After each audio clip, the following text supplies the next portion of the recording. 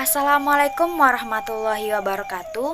Kenalkan, nama Ambo Putri Wulan Oktari. Ambo mahasiswa dari IAIN Batu Sangkar, jurusan Tadris Biologi semester 6. Pada saat itu, Ambo akan menjelaskan tentang kepercayaan Jo Agamo di Minangkabau. Kepercayaan dan agama masyarakat Minangkabau dimulai pada pra-Islam di Minangkabau.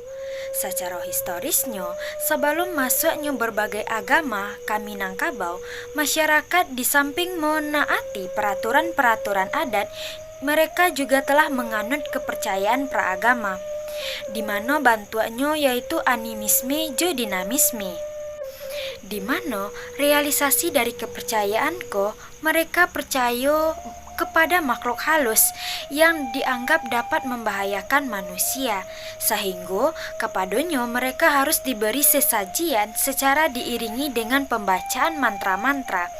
Bahkan sampai kini pada sebagian masyarakat masih terdapat kepercayaan mode itu, terutama pada masyarakat pedesaan. Pada dahulunya, orang Minangkabau tidak begitu terpengaruh dengan agama Hindu Jo Buddha. Sebagai buktinya, mereka menyusun kebudayaan Jo adat istiadat nyusurang. Susunan adat dan pemerintahannya berdasarkan kepada dua, yaitu yang pertama ada Koto Piliang dan Bodhi Caniago. Sebelum datangnya Islam, masyarakat Minangkabau Allah memiliki sistem adat yang berorientasi kepada alam, sehingga paham Hinduisme dan Buddhisme tidaklah begitu terpengaruh pada masyarakat Minangkabau. Itulah sebabnya orang Minangkabau menyebut daerahnya Surang bukan dengan kata tanah ataupun daerah, tetapi dengan alam Minangkabau.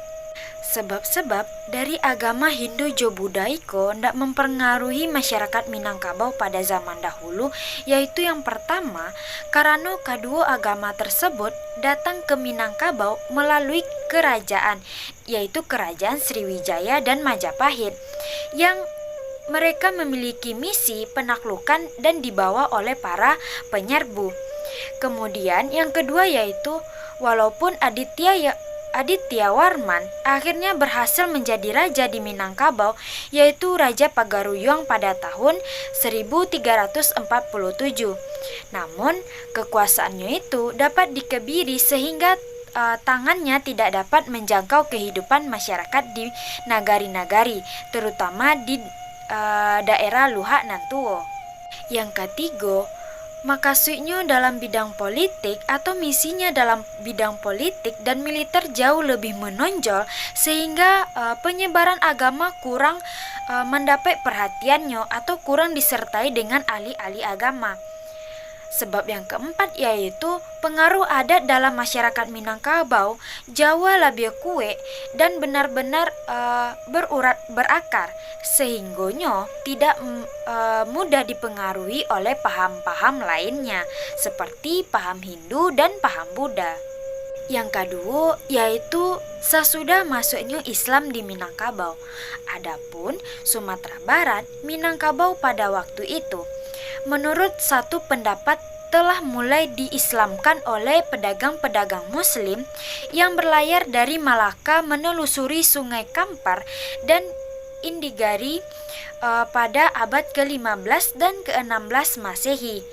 Pedagang-pedagang itu menyebarkan agama Islam dilakukan dengan dua cara, yaitu ekspansi teritorial dan jalan perdagangan oleh saudagar-saudagar yang sekaligus berfungsi sebagai juru dakwah.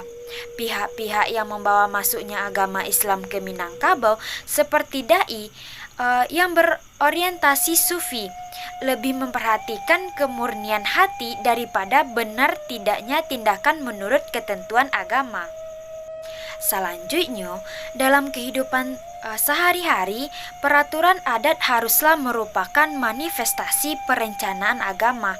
Agama mengatur, adat memakai, artinya agama menyatakan, adat menerapkan. Dalam perumusan baru dilakukan kontradiksi lebih tajam antara adat Islamiyah dan adat jahiliyah. Adat Islamiyah adalah adat yang serasi dengan agama Islam. Kemudian adat jahiliyah didefinisikan sebagai adat yang talarang dalam adat nan basa bana adat atau adat sebenar adat. Datangnya agama Islam membuat terjadi pembaruan adat dan agama dalam masyarakat Minangkabau. Walaupun itu, terjadi konflik bahkan berlanjut dalam bentuk peperangan, yaitu Perang Padri, antara radikalisme dari kelompok Padri yang dikenal dengan kelompok Harimau nan Salapan atau Harimau yang 8. Yang kedua yaitu dua dengan kalangan kaum adat. Namun integrasi antara adat dan agama Islam tidak tetap berjalan, sebab agama Islam tidak dapat menghapuskan adat, bahkan menyempurnakan dan memperkokoh selama tidak bertentangan dengan prinsip ajaran Islam. Contohnya, kalau agama itu tidak bertentangan jo adat, yaitu sebelum agama Islam masuk ke Minangkabau, di dalam adat telah dibuat peraturan tentang kematian, di mana jikalau seseorang anggota masyarakat meninggal dunia perlu dikuburkan atau dikubuan dengan segera pada tempat yang telah ditentukan untuk masing-masing kelompok.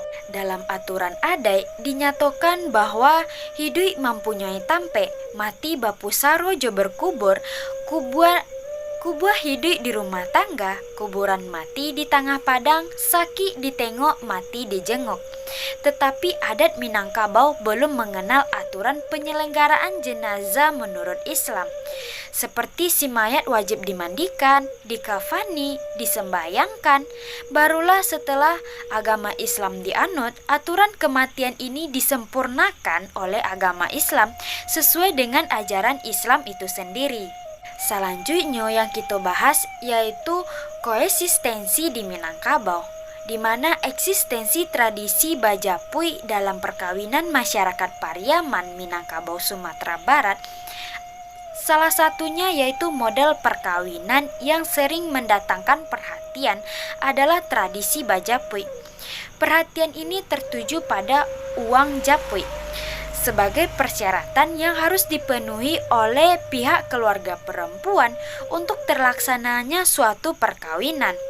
Padahal dalam perkawinan yang berlaku secara umum di Minangkabau tidaklah demikian.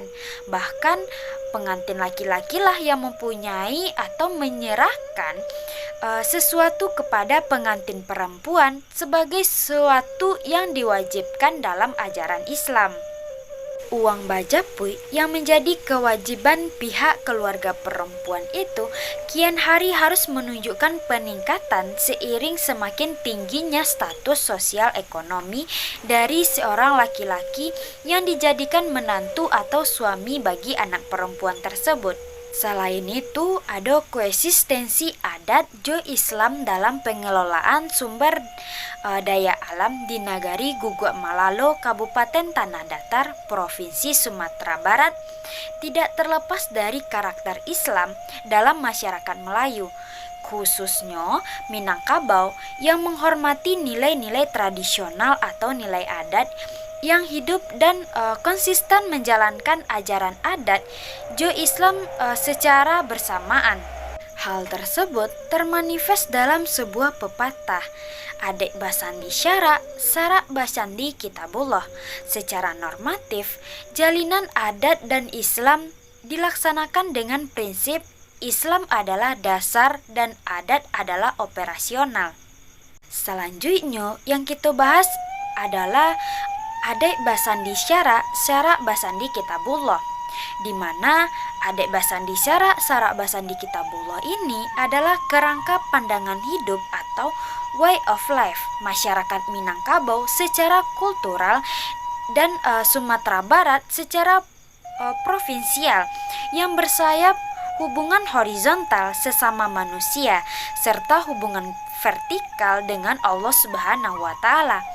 Falsafah adek Basandi Syara Basandi Kitabullah mengandung nilai-nilai filosofi atau mengandung prinsip dasar yang sudah melembaga dan sudah menjadi jati diri dalam struktur sosial masyarakat di Minangkabau. Di dalam Ade Basandi Syara Basandi Kitabullah terdapat kandungan beberapa falsafah, antara lainnya falsafah alam takambang jadi guru, di mana falsafah alam takambang jadi guru iko melandasi prinsip adat Basandi Syara Basandi Kitabullah, yakni ajaran dan pandangan hidup masyarakat Minangkabau yang banyak dinukilkan dalam petata petiti, gurindam dan sebagainya yang dikaitkan sifat, bentuk dan kehidupan alam itu sendiri.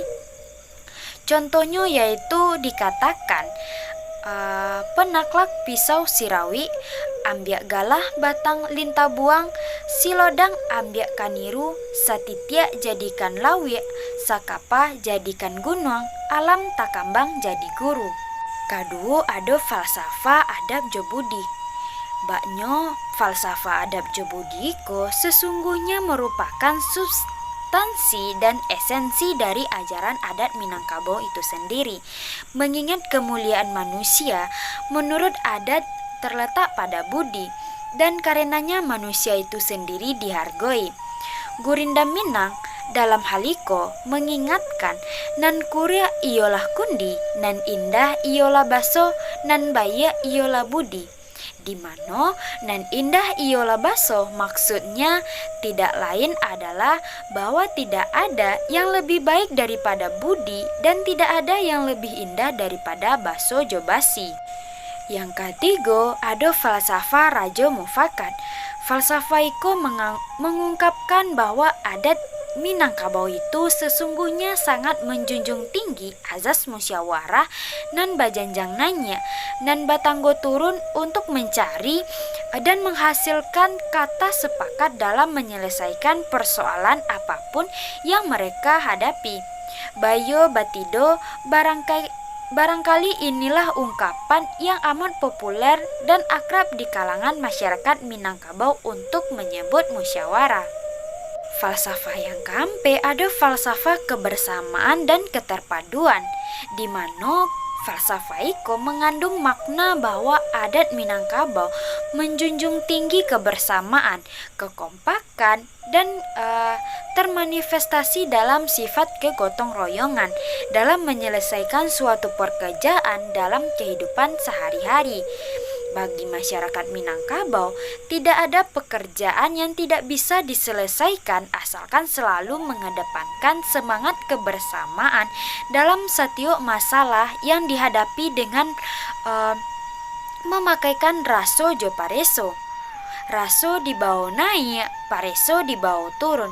Sebuah pertimbangan kombinasi yang indah antara hati dan akal sehat dalam mengimplementasikan sifat kegotong royongan dan kebersamaan itu sendiri. Ungkapan adat berikut menjelaskan kabuki samo mandaki, kalurah samo manurun. Itulah pembahasan Ambo tentang kepercayaan dan agama di Minangkabau. Semoga apa yang Ambo kecian tadi dapat diambil manfaatnya. Dan terima kasih. Assalamualaikum warahmatullahi wabarakatuh.